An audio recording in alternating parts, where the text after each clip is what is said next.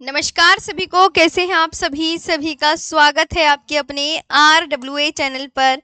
मैं आरुषि सभी का बहुत बहुत वेलकम करती हूँ। तो जल्दी से आ जाएगा और आज का प्यारा सा सेशन स्टार्ट करते हैं। जी, कैसे हैं आप सभी? आई होप सब अच्छे होंगे, बढ़िया होंगे।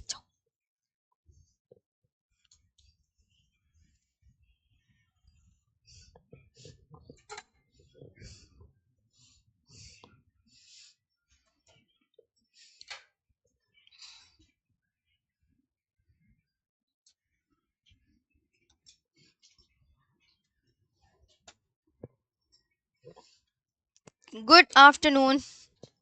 आज तो आपका खनिज का टॉपिक तो हो गया था ना कंप्लीट। प्राकृतिक वनस्पति वाला टॉपिक होगा आज की क्लास में। जी,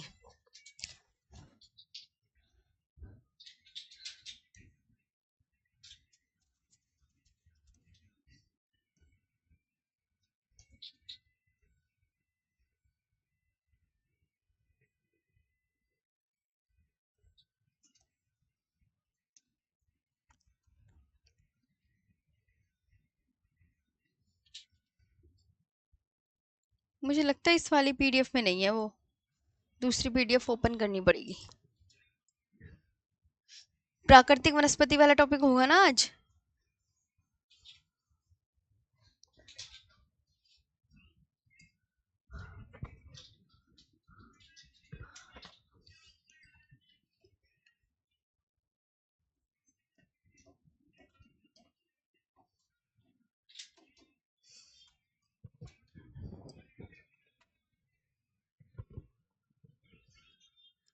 क्या हुआ एक बच्चे का मैसेज।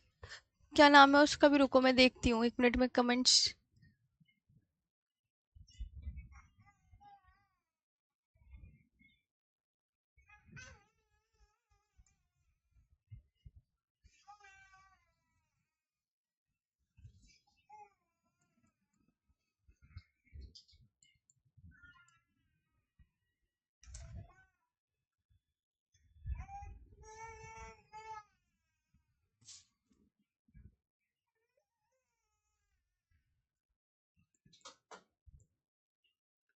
हाँ, मैम आज वनस्पति स्टार्ट होगा।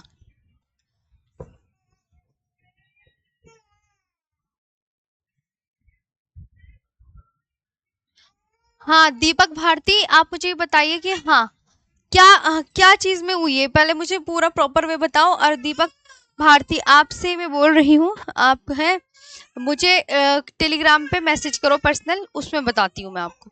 और मुझे यहाँ पर भी बताओ, मैं आपकी कमेंट्स लेती हूँ। हाँ, मुझे बताओ पहले। मुझसे उस पे बात कर लेना टेलीग्राम पे, मैं बात बता दूंगी जो भी होगा दीपक भारती।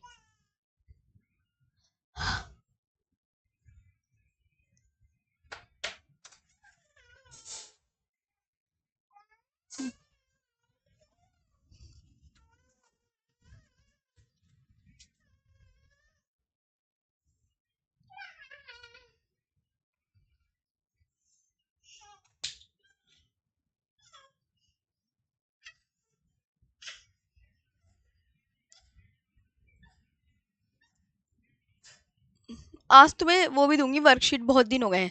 मोहित, निकाल रही हूँ स्लाइड, बस आ गया है, रुक जाओ।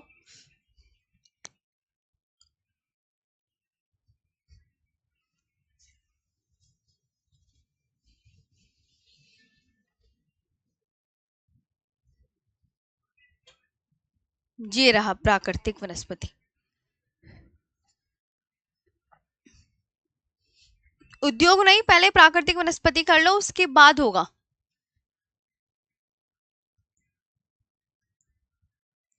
यहाँ पे ध्यान देंगे बहुत बढ़िया से।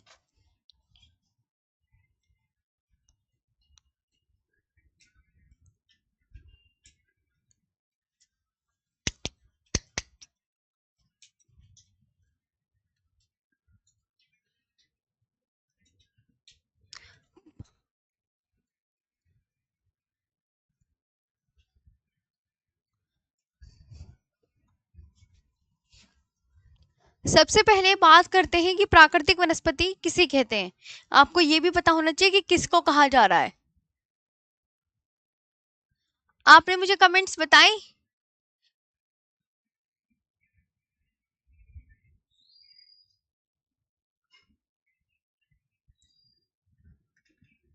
दीपक भारती कमेंट्स कहाँ गई है? पहले तो ये समझना होगी कि प्राकृतिक वनस्पति होती क्या है, बिल्कुल ध्यान से समझेंगे। तो प्राकृतिक वनस्पति उन सभी पौधों और पेड़ पौधों को कहते हैं जो किसी स्थान पर बिना किसी मानवीय हस्तक्षेप के स्वाभाविक रूप से उगते हैं। जो प्राकृतिक वनस्पति होती है उसमें मानवीय हस्तक्षेप नहीं होता, वरना जैसे फूलों की गुड़ाई होती है, फूलों फूलों में से क्या निकाला जाता है, कूड़ा कचरा निकाला जाता है, इसमें तो मानवीय हस्तक्षेप नहीं होता है, तो खुद ही अपने आप ही जो है विकसित होते हैं किसी स्थान पर बिना किसी मानवीय हस्तक्षेप के, स्वाभाविक रूप से उगते हैं प्राकृतिक वनस्पति और विकसित होते हैं। इस तरह की वनस्पति अपने आप मिट्टी, जलवायु और वर्षा जैसी प्राकृतिक परिस्थितियों के अनुसार पनपती है। इसमें विभिन्न प्रकार के जंगल, घास के मैदान और झाड़ियां शामिल हैं। अब आपकी डेली क्लास 3 PM पर ही हुआ करेगी, क्योंकि 2 बजे जो है शायद रीजनिंग की क्लास हो सकती है आपकी, अगर मैं कहूँ तो आपको ये पता चल गया है प्राकृतिक वनस्पति किसे कहते हैं।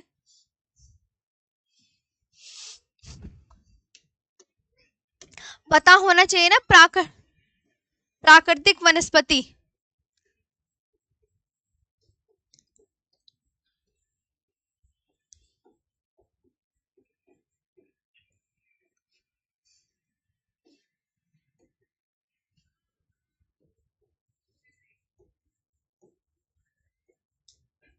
नेचुरल वेजिटेशन उन सभी पेड़ पौधों को कहते हैं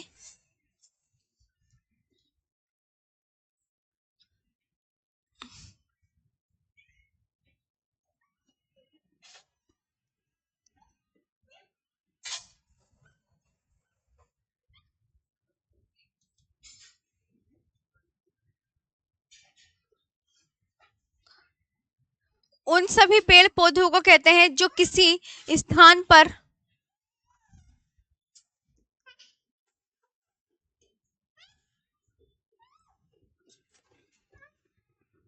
जो किसी स्थान पर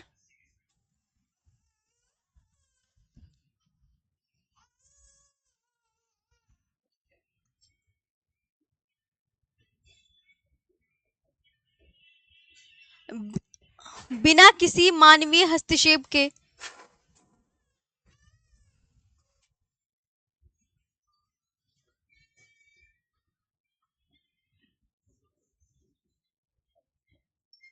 मतलब फूलों की, तो वो तो फूल थोड़ी होते हैं, है ना, ये बात ध्यान रखना है। स्वाभाविक रूप से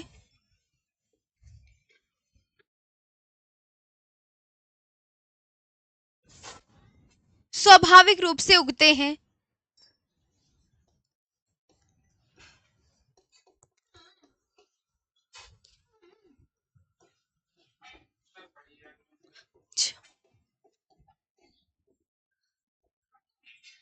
स्वाभाविक रूप से उगते हैं और विकसित होते हैं और विकसित होते हैं।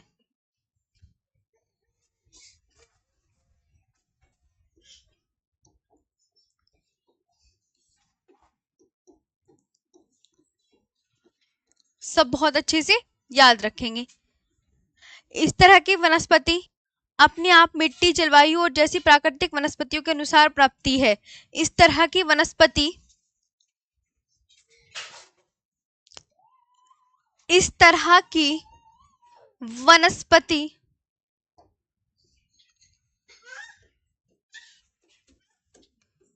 इस तरह की वनस्पति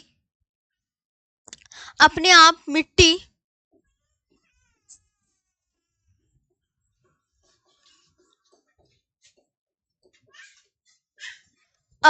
मिट्टी, जलवायु और वर्षा जैसी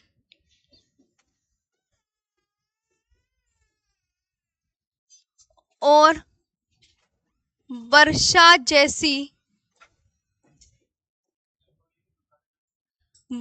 जैसी प्राकृतिक परिस्थितियों के अनुसार पनपती है।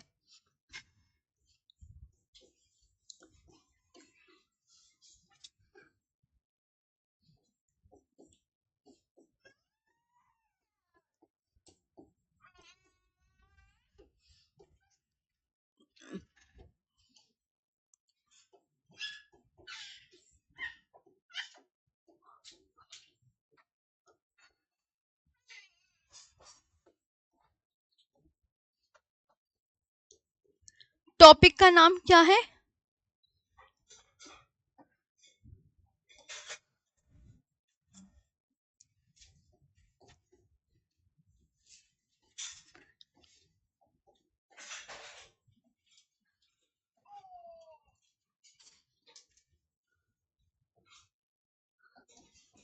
Natural vegetation.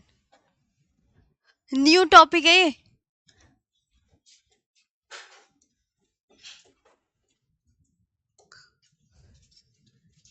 पनपती है। इसमें विभिन्न प्रकार के जंगल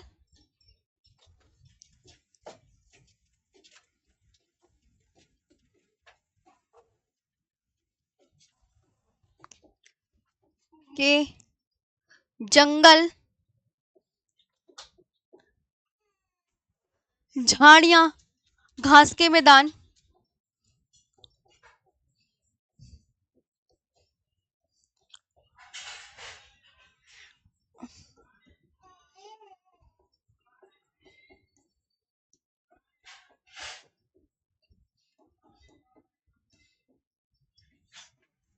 और झाड़ियां शामिल है। समझ आए अब? सचिन तुम्हारा दिमाग खराब है, राइटिंग मैच हो रहा है भाई। किसी दूसरे क्लास की पीडीएफ नहीं, मेरी खुद की पीडीएफ है। अकल दौड़ा लिया करो थोड़ी सी। ये और ये राइटिंग में तुम्हें क्या फर्क नजर आ रहा है, जरा देखना। तो प्राकृतिक वनस्पति समझ में आया। नेचुरल वेजिटेशन उन सभी पेड़ पौधों को कहते हैं जो किसी स्थान पर बिना किसी मानवीय हस्तक्षेप के, मतलब हम उसमें, वो खुद अपने आप स्वयं उग रहे हैं प्राकृतिक रूप से, मानव उसमें कोई हस्तक्षेप नहीं कर रहा है। ये बात ध्यान रखना, क्योंकि पेड़ पौधे, ये जो मनुष्य जो फूल वगैरह उगाता है उनमें तो वो करता भी रहता है, लेकिन इसमें कुछ नहीं हो रहा है। और विकसित खुद अपने आप विकसित होते हैं। इस तरह की वनस्पति अपने आप मिट्टी, जलवायु और वर्षा जैसी प्राकृतिक परिस्थितियों के अनुसार पनपती है अपना आप ही। और इसमें विभिन्न प्रकार के जंगल, घास के मैदान और झाड़ियां शामिल है। सबसे पहले यहाँ पर ये बात देखेंगे,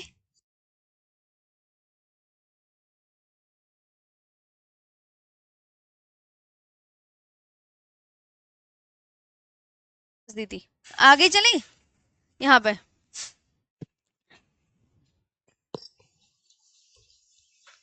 अच्छा मोहित, रिवीजन याद करो अच्छे से।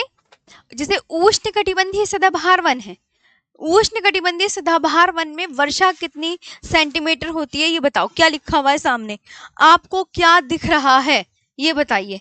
मैं आप सबसे कमेंट सेक्शन में पूछ रही हूँ कि उष्ण कटिबंधीय सदाबहार वन में कितनी वर्षा हो रही है, ये बताइए, फटाफट से बताइए।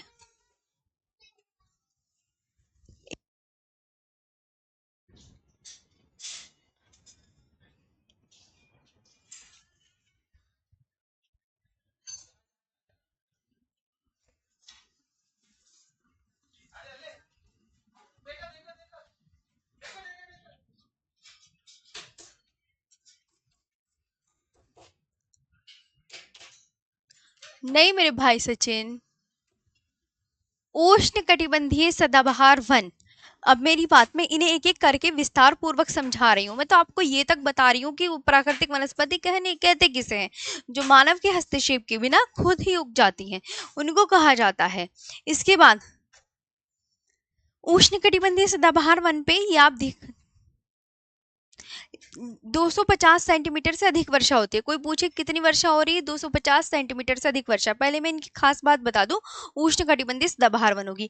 उष्ण कटिबंधीय सदाबहार वन वे वन है जिन्हें उष्ण कटिबंधीय वर्षा वन भी कहते हैं। मतलब सदाबहार वनों को क्या भी कहा जाता है, तो आप बोलोगे मैम इन्हें वर्षा वन भी कहा जाता है। कोई कहने लगे क्या उष्ण कटिबंधीय वन और उष्ण कटिबंधीय वर्षा वन सेम है, इन्हें वर्षा वन भी कहा जाता है, वर्षा वन। पहली बात तो ये वाली बात याद हो गई है, वर्षावन भी कहते हैं, ध्यान देंगे। भूमध्य रेखा के आसपास, और ये वाले सदाबहार वन कहाँ मिलेंगे आपको, कौन सी रेखा के आसपास, दिमाग में बैठाओ। भूमध्य रेखा के आसपास उन घने, नम और गर्म जंगलों को कहते हैं जहाँ साल भर भारी बारिश होती है। मतलब ये भूमध्य रेखा के आसपास के जो घने जंगल होते हैं जहाँ पे रेगुलर बारिश होती रहती है, वहाँ कहते हैं। ये वन अपनी अत्यधिक जैव विविधता के लिए जाने जाते हैं। जो सदाबहार वन है ये अपनी अत्यधिक जैव विविधता के लिए जाने जाते हैं। अत्यधिक जैव विविधता के लिए जाने जाते हैं। और इनमें क्या क्या मिलेंगे सदाबहार वनों में?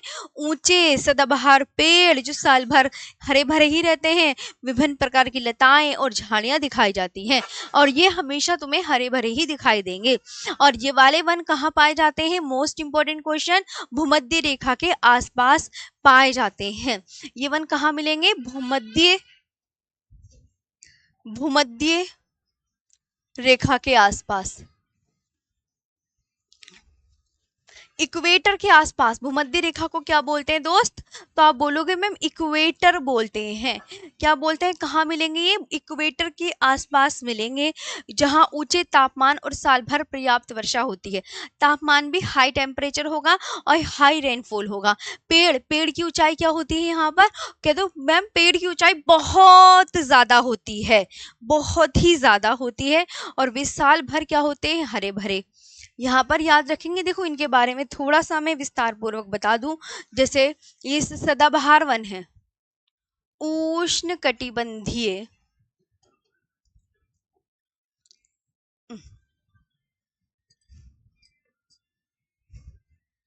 देखो यहाँ पर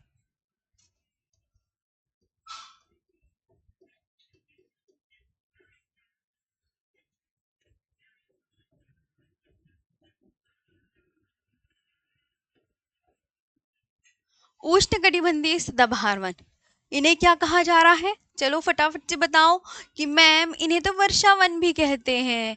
ये आपको कहाँ मिलेंगे? तो आप बोलोगे मैम भूमध्य रेखा के आसपास।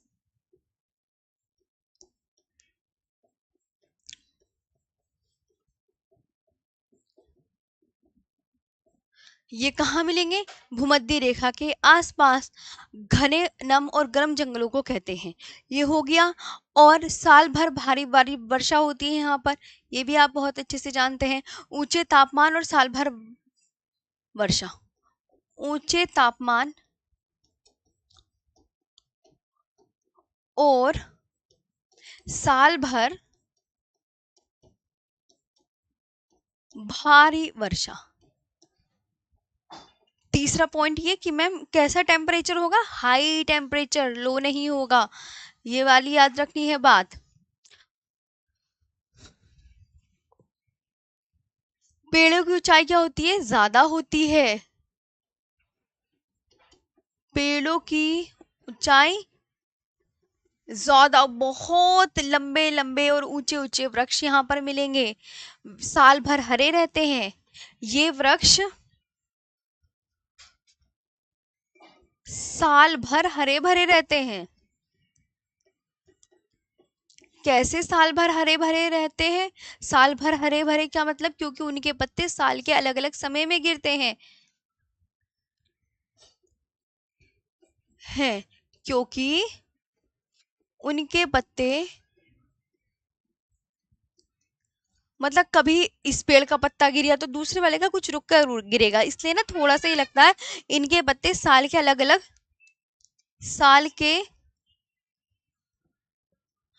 अलग अलग समय में गिरते हैं।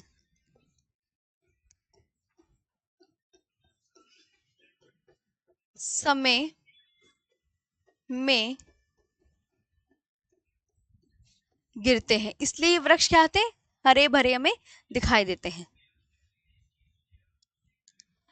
दीपा चौहान, अब से डेली ही आपकी क्लास 3 बजे होगी, क्योंकि आज आपकी 2 बजे की क्लास हुई थी। पहले आप मुझे बताइए, हाँ मुझे बोला गया था कि 2 बजे क्लास होगी मैम, अब से आप ना 3 बजे कर लो, इसलिए मैंने 3 बजे ली है।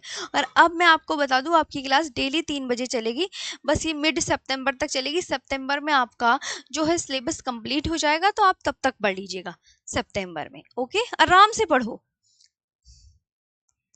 क्योंकि इनके पत्ते जो हैं साल के अलग अलग समय पर गिरते हैं। इनमें पौधों, जानवरों और कीड़ों की हजारों प्रजातियां पाई जाती हैं इन सदाबहार वनों में, जिससे इन्हें जैव विविधता का भंडार कहा जाता है। जैव विविधता का ये क्या है? सदाबहार वन जैव विविधता, कोई ये कह दे ये तो जैव विविधता का भंडार है कि यहाँ पर, तो जैव विविधता के भंडार का मतलब क्या है? क्योंकि इनमें पौधों, जानवरों, क्योंकि इनमें पौधों, ध्यान देंगे इन्हें क्यों कहा जाता है कि जैव विविधता का भंडार है।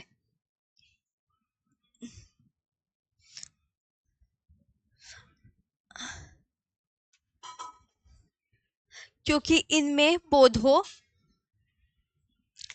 अरे अपवाद भी हो सकता है मेरे भाई संदीप, आपको पता है ना कावेरी जो है उसमें सदा जल भरा रहता है, एक नदी बताई थी।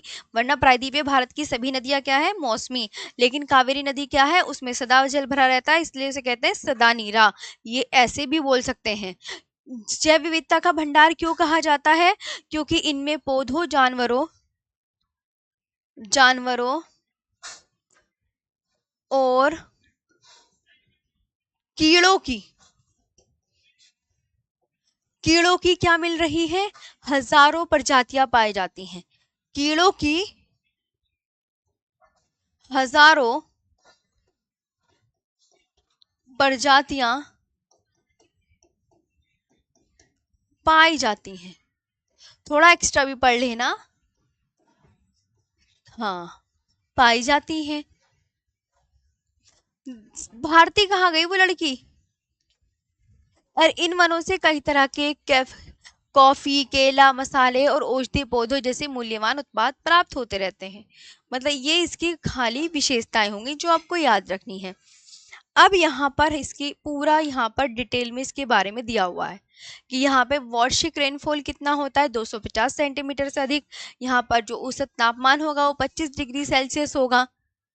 रीजनिंग की क्लास चली थी मैम 2 बजे से, तो अब आपको पता चल गया ना। अब डेली आपकी 2 बजे रीजनिंग की क्लास होगी एंड 3 बजे आपकी ज्योग्राफी की क्लास होगी, बस सितंबर तक।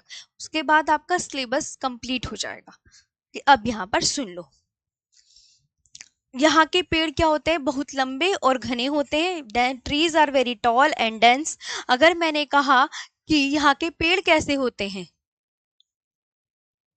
अच्छा हेमंत, थैंक यू, लाभ हुआ था बहुत, बहुत बढ़िया। और फाउंड ये कहाँ पाए जाते हैं, Assam, Kerala, West Bengal, Andaman Nicobar, north east state and western coastal plain में पाए जा रहे हैं। ये यहाँ पर आपको मिलेंगे। और पूरे अगर विश्व की बात करें तो इक्वेटर के आसपास जो देश होंगे वहां पे आपको मिलेंगे। ये हो गया। आगे करते हैं। ये पूरा समझ में आया। यहाँ के वन स्लाइड हटा दें, हो गई होगी। आई होप ये हो गई आपकी स्लाइड। डेली क्लास आपकी 3 बजे ही हुआ करेगी अब। यहाँ के पेड़ बहुत लंबे और घने, और बस यहाँ के मुख्य वृक्ष बहुत ज्यादा इम्पोर्टेंट। अगर आपसे कहने लगे, क्योंकि वृक्ष तो वेरी वेरी इम्पोर्टेंट है, वेरी वेरी वेरी इम्पोर्टेंट। तो आप याद कर सकते हैं सिनकोना, रबर, नारियल, बांस, महोगनी और अबोनी। सिनकोना, रबर, नारियल, बांस, महोगनी और अबोनी। अब ये आ गए हैं दूसरे वन। देखो कौन से वन है, जरा नाम देखो। पर्णपाती वन। सदाबहार वनों में आपको इतना ही याद रखना था। स्लाइड कर लो, जब हो जाए तो मेरे को बता देना। स्लाइड।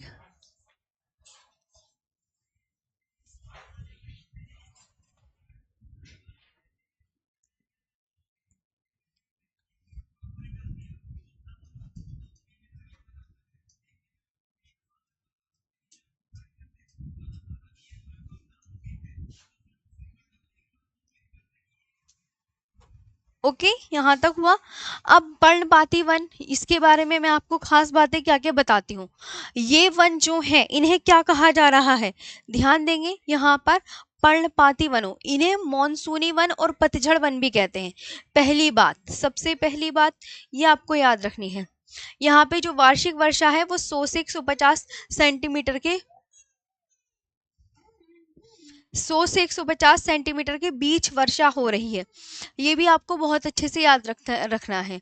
इसके बाद आपको बहुत अच्छे से ये भी याद रखना है, ये वन भारत के अधिकांश हिस्से में फैले हुए हैं। इसका मतलब ये है भारत के अधिकांश हिस्से में फैले हुए हैं कि भारत में सबसे ज्यादा क्षेत्रफल पर कौन से वन पाए जा रहे हैं। जैसे मैं आपको बता दूं, भारत में सबसे ज्यादा क्षेत्रफल पर कौन सी मिट्टी पाई जाती है, जलोढ़ पाई जाती है ना। उसी तरीके से भारत में सबसे ज्यादा क्षेत्रफल पर कौन से वन पाए जाते हैं, तो भारत के सबसे ज्यादा क्षेत्रफल पर ये वन पाए जा रहे हैं, पर्णपाती।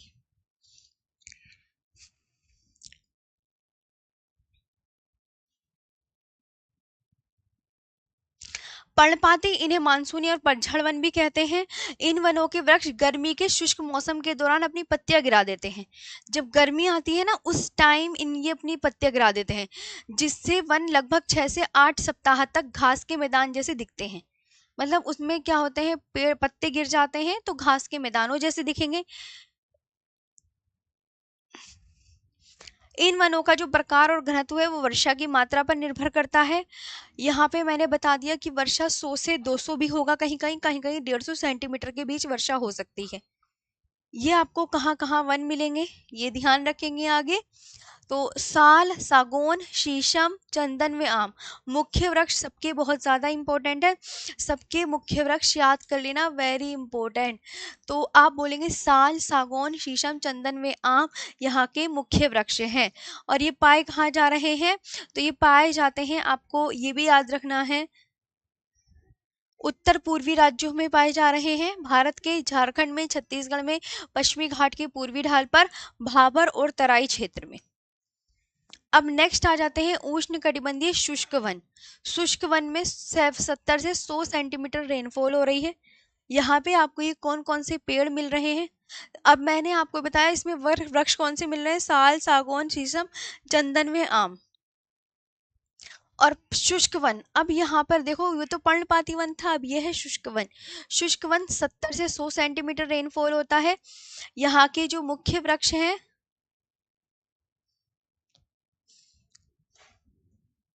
मैम 11 बजे थी रीजनिंग क्लास, मुझे बताया गया था कि मैम 2 बजे है।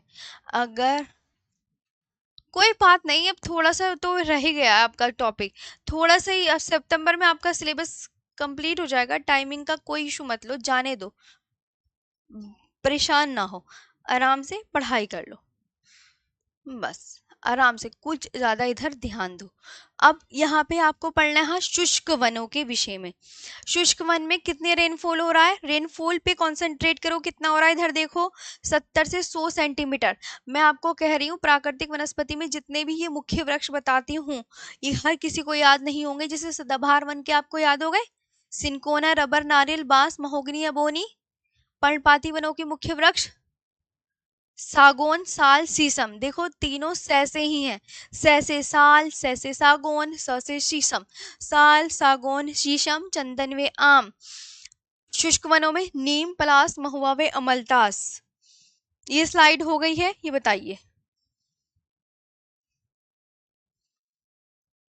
सबसे बड़ी नदी, सबसे लंबी बात करें दीक्षा, तो नील है।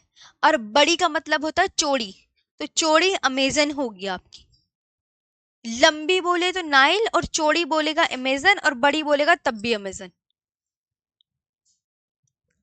अभ्यारण्य जीके जीएस की क्लास में करवाते हैं सर, जीके जीएस की क्लास में वो, हाँ वो तो सर क्लियर करा देंगे आपको अभ्यारण्य। ये क्लियर हुआ।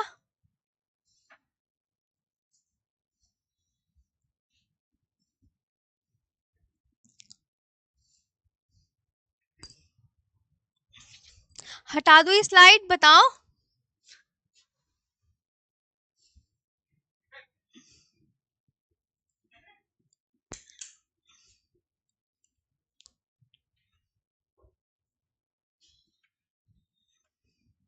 बैक कीजिए मैम, लीजिए बैक कर दिया, मुझे बता दो तभी मैं आगे बताऊंगी।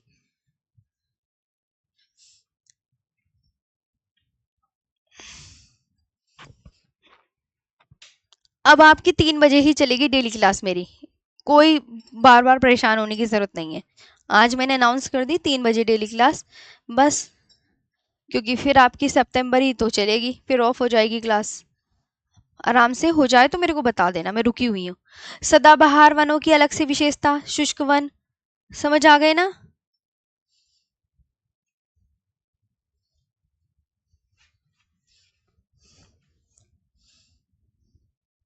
हटा दे।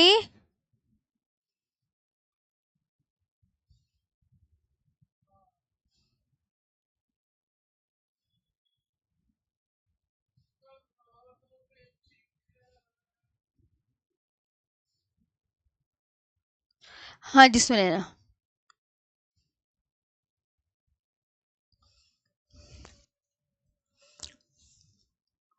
शुष्क मतलब पानी की कमी,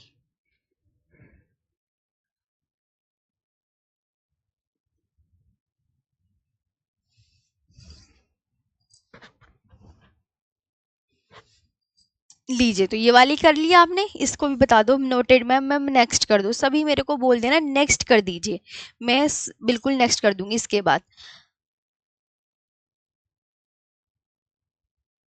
ये साल, सागौन, शीशम, चंदन, बेआम, ये किसके वन है? ये पर्णपाती वन है। सै से साल, सै से सागौन, सै और सै से शीशम, वेरी इंपॉर्टेंट, ये पर्णपाती वन है। भारत में सबसे ज्यादा क्षेत्रफल पर कौन से वन पाए जा रहे हैं? कमेंट सेक्शन में बताओ। तो भारत में सबसे ज्यादा क्षेत्रफल पर यही वन पाए जाते हैं, पर्णपाती। और ये पर्णपाती वन, ये तो कम ही पूछा जाता है कि झारखंड, छत्तीसगढ़, पश्चिमी घाट, ये ज्यादा इंपॉर्टेंट है। पूर्वी ढाल, भारत के उत्तर पूर्वी क्षेत्रों में, भाबर और तराई क्षेत्र में। उष्णकटिबंधीय शुष्क वन, ये 70 से 100 सेंटीमीटर रेनफॉल होता है। यहाँ के मुख्य वृक्ष नीम, पलास, महुआ व अमलतास। और अब आता है मरुस्थलीय वन। मरुस्थलीय वन में कितनी रेनफॉल हो रही है? 50 सेंटीमीटर से भी कम वर्षा हो रही है। जहाँ सदाबहार वनों में कितनी हो रही है? 250 सेंटीमीटर। वहाँ मरुस्थलीय वनों में देख सकते हैं आप 50 सेंटीमीटर से भी कम वर्षा हो रही है। इसे क्या कहा जा रहा है? मरुस्थलीय वनों को इसे कहा जा रहा है कि मैम इसको कांटेदार वन भी कह सकते हैं, इसको कांटेदार वन भी कह सकते हैं। ये मुख्य वृक्ष कौन कौन से हैं? बबूल, बेर, जंगली खजूर के ताड़, नागफनी, खैर व खेजड़ी, ये आप यहाँ पर देख सकते हैं।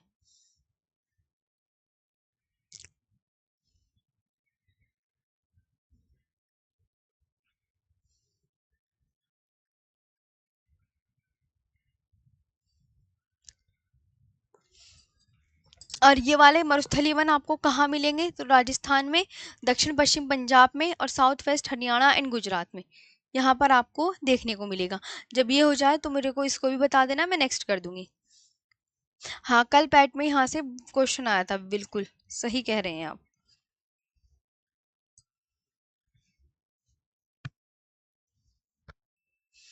मैंग्रोव वन पे शायद टिक था उस पर। तो मरुस्थलीय वनों में रेनफॉल कितना हो रहा है ये याद कर लिया, दिमाग में बिठा लो। 50 सेंटीमीटर से भी कम वर्षा हो रही है, 50 सेंटीमीटर से भी कम वर्षा। इसे उष्णकटिबंधीय कांटेदार वन भी कहते हैं। अमलतास भी एक वृक्ष का ही नाम है, खुशबू। मरुस्थलीय वन का अन्य नाम क्या है? उष्णकटिबंधीय कांटेदार वन। यहाँ के मुख्य वृक्ष, तो इन सब में जो मरुस्थलीय वन है उनमें देखो आपको कांटे मिलेंगे। बबूल में भी कांटे, बेर, बेर का पेड़ देखा है? जो मीठे मीठे से बेर आते हैं और खट्टे बेर भी होते हैं लाल से कलर के, उनमें सब में कांटे होते हैं। तो मरुस्थलीय वनों में अक्सर आपको कांटे देखने को मिलेंगे। जंगली खजूर, इनमें भी कांटे, और नागफनी, खेर व खेजड़ी फाउंड, ये कहाँ पाए जा रहे हैं? मुख्यतः राजस्थान में, साउथ वेस्ट पंजाब में, south west Haryana and Gujarat में। ये वाली स्लाइड आपने नोटेड कर ली तो बता दीजिए, नेक्स्ट कर देंगे। नोटेड बता दो।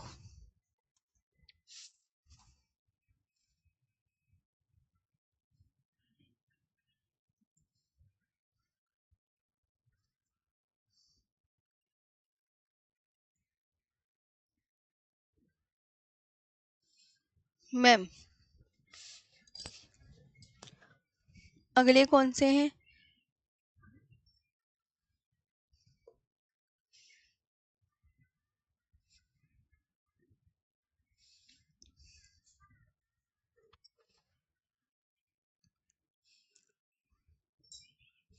हो गया मरुस्थलीय वन।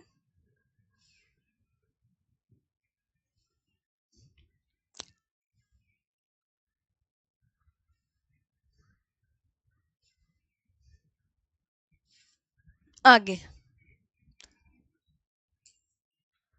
पर्वतीय वन। जो पर्वतीय होते हैं, जैसे जैसे ऊंचाई बढ़ती जाती है तापमान कम हो जाता है, जिससे वनस्पति भी बदलती रहती है। जैसे जैसे आपको ऊंचाई बढ़ती जाएगी, ऊंचाई बढ़ती जाएगी तो क्या होगा? तापमान कम होगा, जिससे वनस्पति बदलती रहती बहती है। यहाँ पर आप ध्यान देंगे, देखो यहाँ पे वनस्पति कैसे बदल रही है। 1000 से 2000 मीटर के बीच ये वाले वृक्ष उग रहे हैं। फिर थोड़ा सा ऊपर जाएंगे, 2000 से 3000 के बीच ये वाले वृक्ष उग रहे हैं। फिर 2800 4000 के बीच आएंगे तो ये। अब यहाँ पर आप ये बात देखेंगे ध्यान से, मैं आपको बता रही हूँ, जैसे पर्वतीय वन, तो पर्वतीय वनों में थोड़ा सा इसके बारे में डिटेल में बता देते हैं।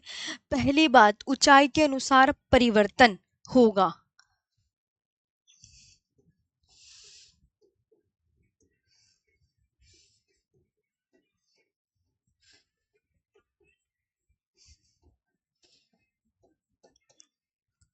ऊंचाई के अनुसार परिवर्तन, इसका मतलब क्या कि जैसे जैसे ऊंचाई बढ़ती है, मतलब मतलब जैसे जैसे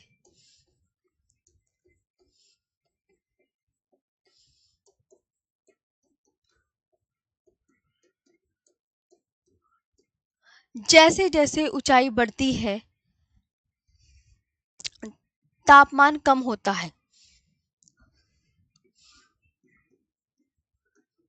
कम होता है, जिससे वनस्पति बदलती रहती है।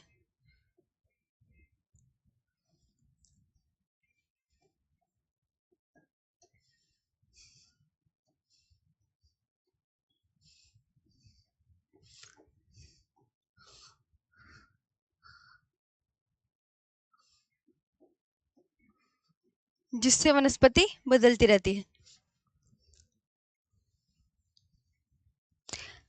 ऊंचे इलाकों में ठंडे वातावरण के अनुकूल पेड़ पाए जाते हैं। कुछ ऊंचाई पर ऊंचे इलाकों में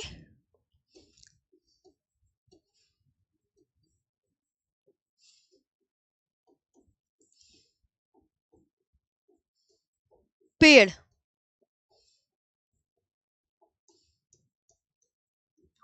ऊंचे इलाकों में पेड़ पाए जाते हैं, जबकि अत्यधिक ऊंचाई पर घास के मैदान जबकि अत्यधिक ऊंचाई पर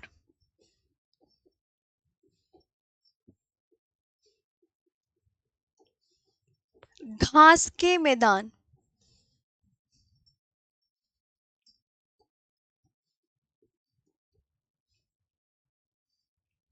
या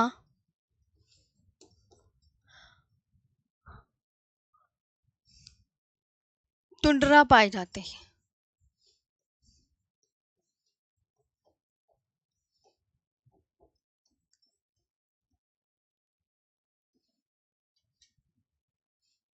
या टुंड्रा पाए जाते हैं।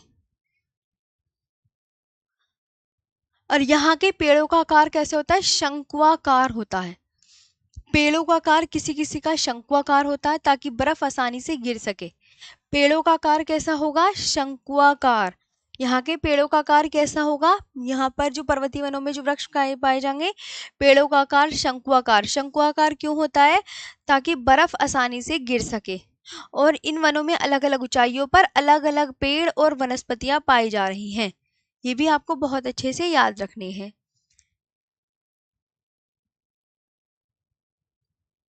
अब आगे बात करते हैं। तो अब यहाँ पर मैं आपको यही बताने जा रही हूँ कि आप इतने से इतनी, जैसे 1000 से 2000 मीटर की ऊंचाई पर गए आप, सपोज करो आपने यहाँ गए 1000 से 2000 मीटर की ऊंचाई पर, तो आपको मिलेंगे ओक और चेस्टनट और अन्य चौड़ी पत्ती वाले वृक्ष पाए जाते हैं। मतलब चौड़ी, यहाँ पर इतनी ऊंचाई पर क्या पाए जाएंगे? आपको याद रखना है, चौड़ी पत्तियों वाले वृक्ष पाए जाते हैं। इतनी ऊंचाई पर दिमाग में बिठा लो कि आपने मैम को ने ये बताया है 1000 से 2000 मीटर की ऊंचाई के बीच में ना, मीटर के बीच में चौड़ी पत्तियों वाले वृक्ष पाए जाते हैं। चौड़ी पत्ती वाले वृक्ष के एग्जाम्पल एक बार इधर पढ़ लो जरा, देखो इधर क्या लिखा हुआ है, इधर देखा करो सब, ओक और चेस्टनट। इसके बाद यहाँ पे नीचे आते हैं, जैसे 1500, 2000, 3000 मीटर की ऊंचाई पर, 1500 मीटर, 2000, 3000 मीटर की ऊंचाई पर आपको देवदार, फर और पाइन, स्प्रूस, सिडार जैसे शंक्वाकार पेड़ पाए जाते हैं। यहाँ पर शंक्वाकार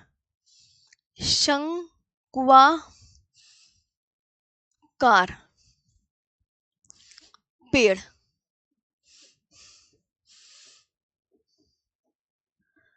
पाए जाते हैं। शंक्वाकार पेड़ पाए जाते हैं।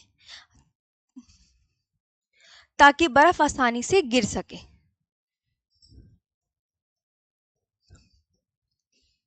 बर्फ आसानी से गिर सके,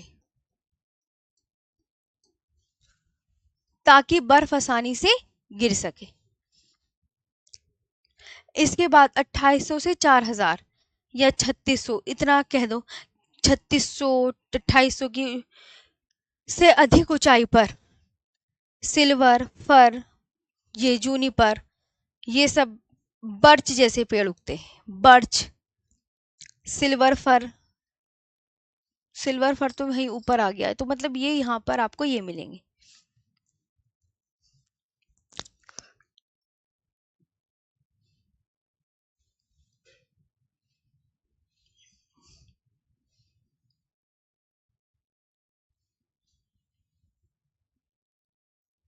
यहाँ तक हो गया।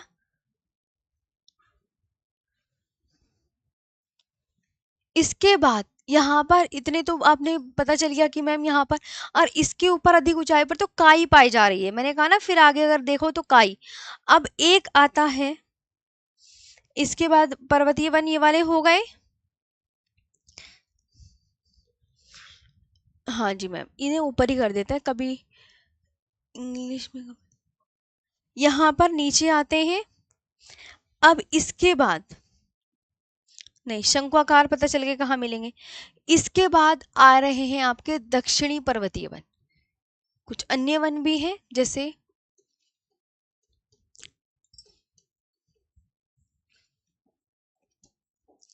दक्षिणी पर्वतीय वन।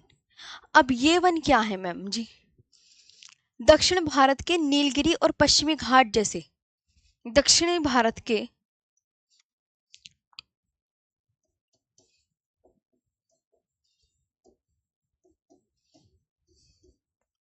नीलगिरी और पश्चिमी घाट जैसे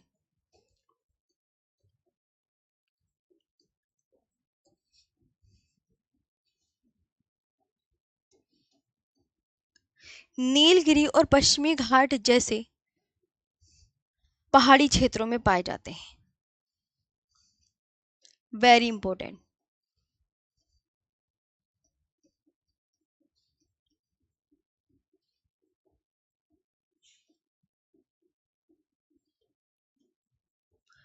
पहाड़ी क्षेत्रों में पाए जाते हैं, यह आपको बहुत अच्छे से याद रखना है। इसके बाद शोलावन, एक होते हैं शोलावन। शोलावन भी बहुत इंपॉर्टेंट है, इन्हें भी लिखो। शोलावन या शोलास वन भी कहते हैं। शोलास वन।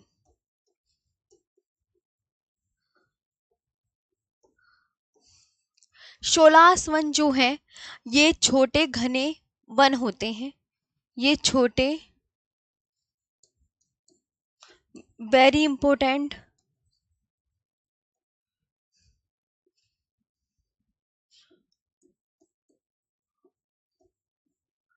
घने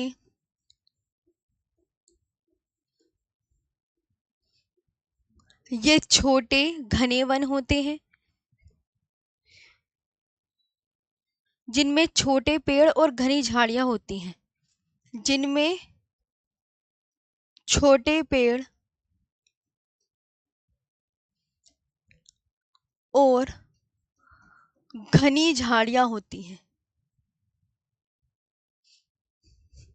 घनी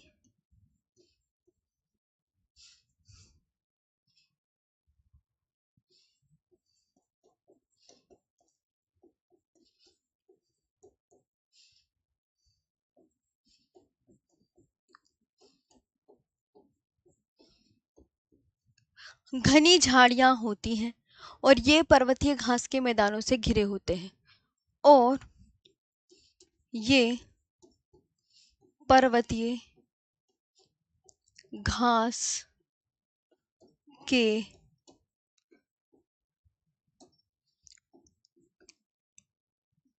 मैदानों से घिरे होते हैं। ये भी आपको अच्छे से याद रखना है।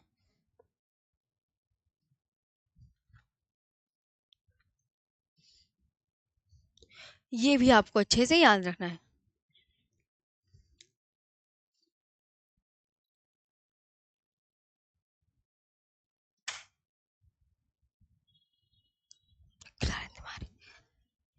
लिखा आपने सबने?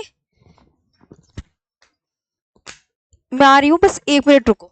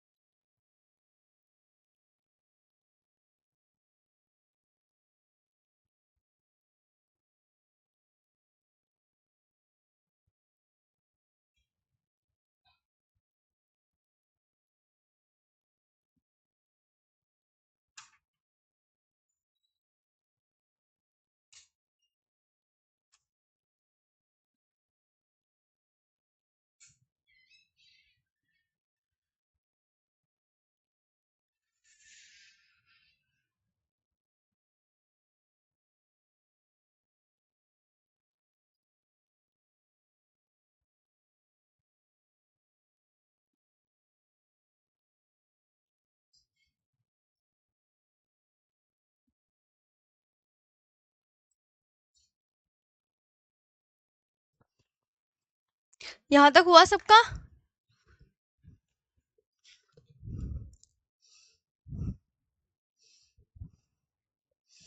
4 बजे कोई क्लास है? जल्दी से बताओ। ये मैं ही चेक करूं? एक बार मैं चेक कर लूं।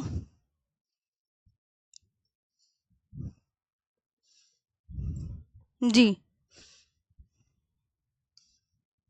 अच्छा राहुल कुमार, क्वेश्चन नंबर 17 सही करवा दिया। ओके ओके, चलो देखती हूँ। 16 वन भी हो गए। अब आते हैं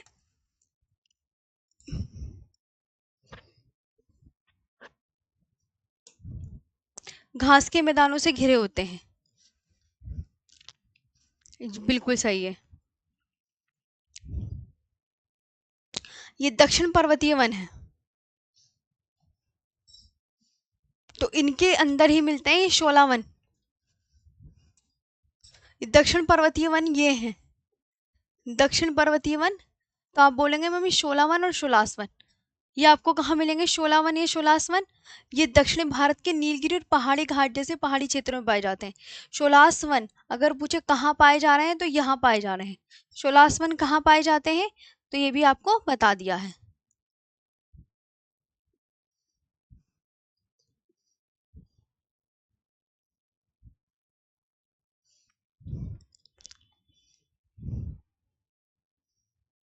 इसके बाद आते हैं डेल्टाई वन। 16 वन अगर आपसे कोई पूछे कहाँ मिलेंगे तो आप बोलोगे मैम यहाँ मिलेंगे ऊपर।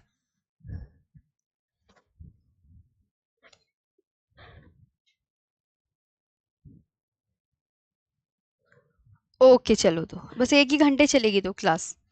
अब यहाँ पर आते हैं डेल्टाई वन। इन्हें मैंग्रोव, हाँ मैं रोक दूंगी, बस 4 बजे ही ऑफ कर दूंगी। इन्हें मैंग्रोव, दलदली व ज्वारीय वन भी कहते हैं। ये नदियों के डेल्टा और दलदली क्षेत्रों में उगते हैं, जैसे गंगा, गोदावरी, कृष्णा व ब्रह्मपुत्र का डेल्टा। और सुंदरवन डेल्टाई वनों के बहुत अच्छे उदाहरण हैं। सुंदरवन डेल्टाई वनों के बहुत अच्छे उदाहरण हैं।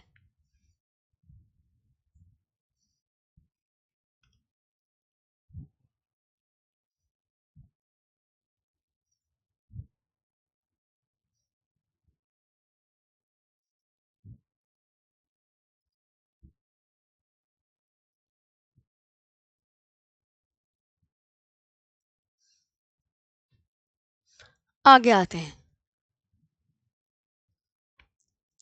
बस तो ये टॉपिक आपका पूरा कंप्लीट हो गया है। ये हो गया, ये आपके PYQs आ गए हैं। जो लास्ट ईयर क्वेश्चन आते हैं ना, ये वो हैं।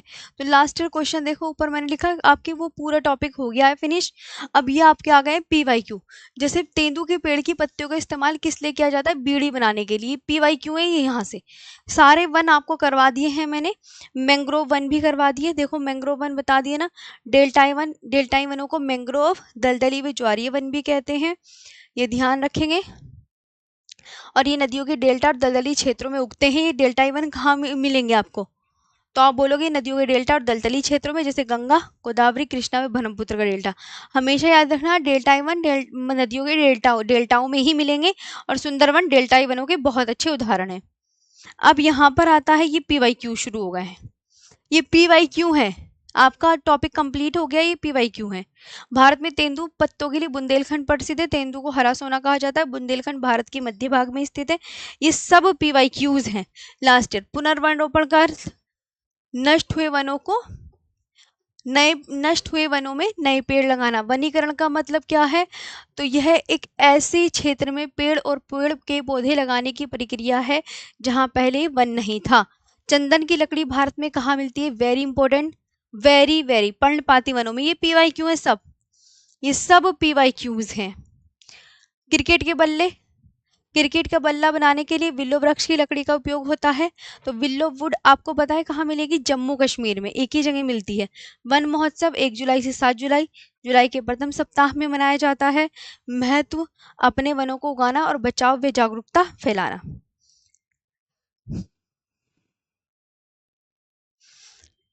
वन्य जीव सप्ताह 1 वीक ऑफ अक्टूबर, 2 से 8 अक्टूबर को पूरे भारत में हर साल मनाया जाता है। फर्स्ट टाइम 1957 में पहला वन्य जीव सप्ताह मनाया गया। भारतीय वन प्रबंधन संस्थान established in 1982 Bhopal in Madhya Pradesh. One अनुसंधान संस्थान देहरादून में, ये आपको याद रखना है। और गोविंद, ये सब PYQ हैं। गोविंद वल्लभ पंत राष्ट्रीय हिमालय पर्यावरण संस्थान, ये अल्मोड़ा में। वन्य जीव संरक्षण अधिनियम, ये 1972 में। वन्य जीव संरक्षण संशोधन अधिनियम, ये कब आया? 2002 में। वायु प्रदूषण निवारण एवं नियंत्रण अधिनियम 1981 में। अभी पैट में भी एक नया पूछा गया था ना, वो जैव विविधता कुछ ऐसे करके।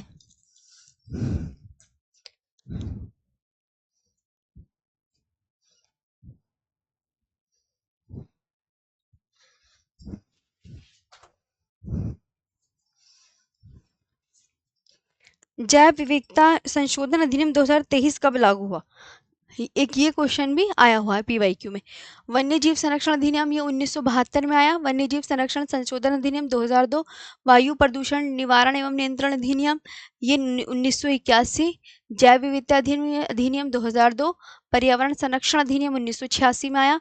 वन संरक्षण अधिनियम 1980 में। राष्ट्रीय हरित न्यायाधिकरण अधिनियम 2010।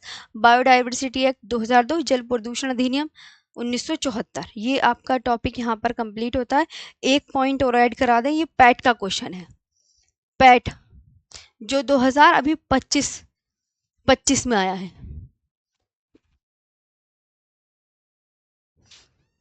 सुन,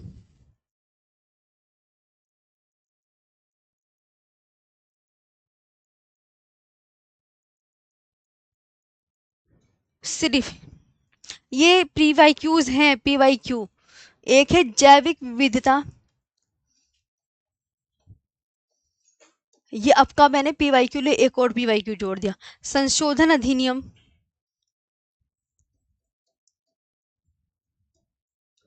संशोधन अधिनियम 2023 कब लागू हुआ? एक मैंने कल का जो पैट में क्वेश्चन आया हुआ था, अब ये जोड़ दिया। 1 अप्रैल 2024। 1 अप्रैल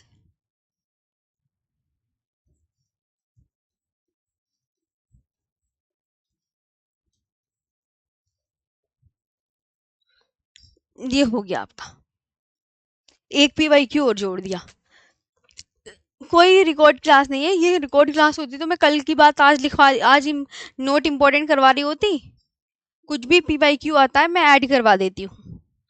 नया इंपॉर्टेंट अब ये मिला है। जैव विविधता संशोधन अधिनियम 2023 कब लागू हुआ? 1 अप्रैल 2024 को।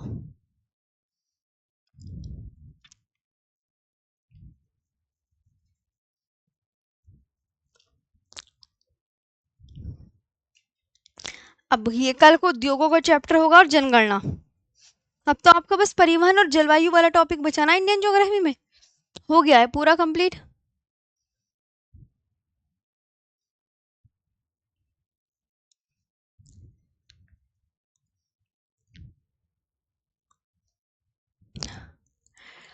हर्षित सिंह, ये हो गया। ये PYQ है भाई, ये देखिए ध्यान से एक बार और रिपीट करा रही हूँ, रिपीट कर लो। यहाँ से मैं आपको बता दूं, देखो ये मैंने पैट का आपका ऐड करवा दिया है क्योंकि ऐड होना था बहुत। अब यहाँ पर आपके ये आ गए हैं PYQs। ये तीन यहाँ से PYQ ऊपर लिखा हुआ है ना, जहाँ से ये ऊपर लिखा था ना PYQ, ये आ गया है। तेंदू के पेड़ की पत्तियों का इस्तेमाल किस लिए किया जा रहा है? बीड़ी बनाने के लिए किया जा रहा है। और इसके बाद बस, हाँ, सेशन अब ऑफ कर देंगे, आज का सेशन बस यहीं तक ही रखेंगे। और कल आपकी उद्योगों की क्लास होगी, कल उद्योग वाला चैप्टर करा देते हैं। उद्योग और जनगणना। उद्योग, उद्योग के बाद जनजाति, फिर जनगणना, जनगणना के बाद जलवायु और परिवहन। अभी इतने टॉपिक आपके रह गए हैं। नहीं नहीं प्राची, आप आराम से देखो, अभी तो मैं PYQ पे खड़ी हूं ना, आप आराम से कर लो। ये PYQ है, आपको ये शुक्र मनाओ मैं टॉपिक के साथ साथ आपको PYQ भी करवा रही हूँ प्राची। ये देखो क्लास में ही PYQ लिखवा रहे हैं अपने हाथों के।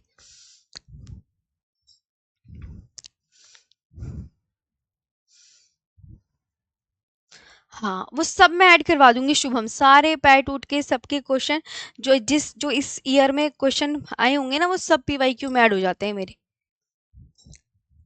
तो तेंदू के पेड़ की पत्तियों का इस्तेमाल बीड़ी बनाने के लिए हो रहा है। हाँ जी संदीप, रिपीट कर रही हूँ, अब मैं, आराम से लिख लो। वो तो मैं आपको बता रही थी कि बस ये PYQ है। लिखो अब यहाँ पर आप।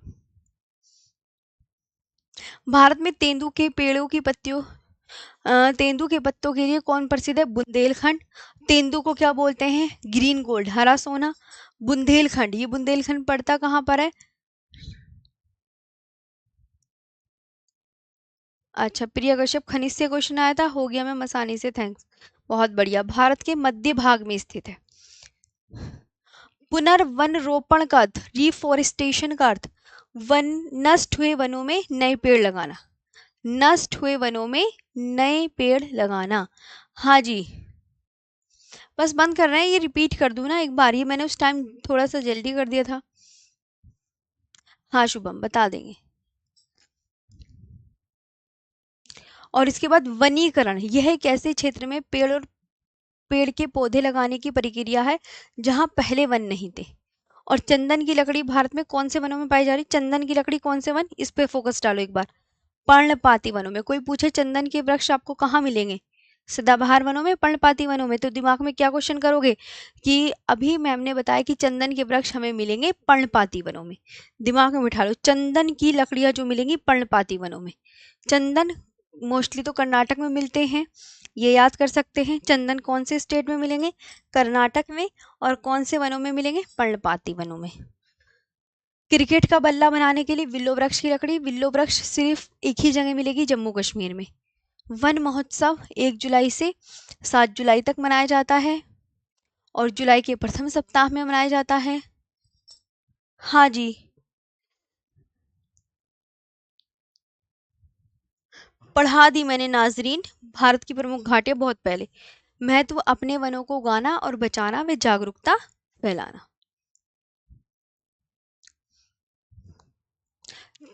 वन्य जीव सप्ताह पता चलिए कब मनाया जा रहा है?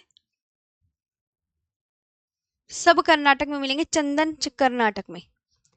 पूरा प्राकृतिक वनस्पति, नेचुरल वेजिटेशन का जो टॉपिक है वो पूरा बहुत अच्छे से कंप्लीट हो गया है। कल एक न्यू टॉपिक होगा। फर्स्ट वीक ऑफ अक्टूबर, तो 2 से 8 अक्टूबर को पूरे भारत में हर साल मनाया जा रहा है। पहली बार 1957 में पहला वन्यजीव सप्ताह मनाया गया था। भारतीय वन पर भारतीय वन प्रबंधन संस्थान, स्टैब्लिश्ड इन 1982, भोपाल इन मध्य प्रदेश। वन अनुसंधान संस्थान कहाँ पर है? देहरादून में। इनको याद कर लो, बहुत इंपॉर्टेंट है। ये वन्य जीव संरक्षण अधिनियम 1972 में आया। वन्य जीव संरक्षण संशोधन अधिनियम 2002। वायु प्रदूषण निवारण एवं नियंत्रण अधिनियम 1981। जैव विविधता अधिनियम 2002। पर्यावरण संरक्षण अधिनियम 1986। वन संरक्षण अधिनियम 1980। राष्ट्रीय हरित न्यायाधिकरण अधिनियम 2010 और जल प्रदूषण अधिनियम 1974 और बायोडायवर्सिटी एक्ट 2002। सब एक्ट लिखवा दिए, अब आप जा सकते हो। और ये हो गया है टॉपिक कंप्लीट, प्राकृतिक वनस्पति वाला टॉपिक और PYQ सब कंप्लीट हो गए हैं।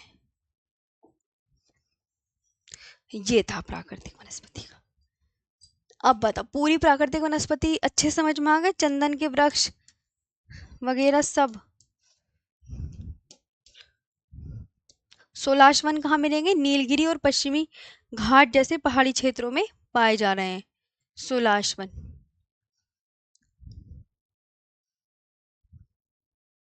लो भाई, एक टॉपिक और फिनिश हो गया आज आपका।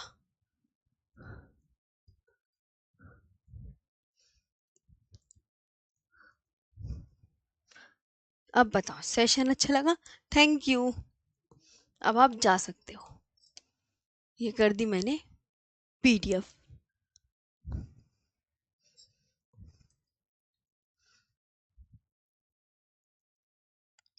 कोई दिक्कत अब मुझे बताओ, सुमेश, फरमान, अभी मैं यहाँ पे हूँ, आराम से मुझसे बात कर सकते हो।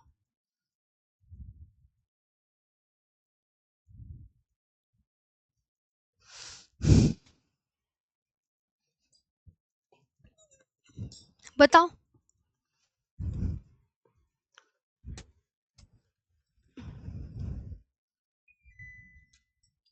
अब यहाँ पे बताइए, मान्यता, नितिन।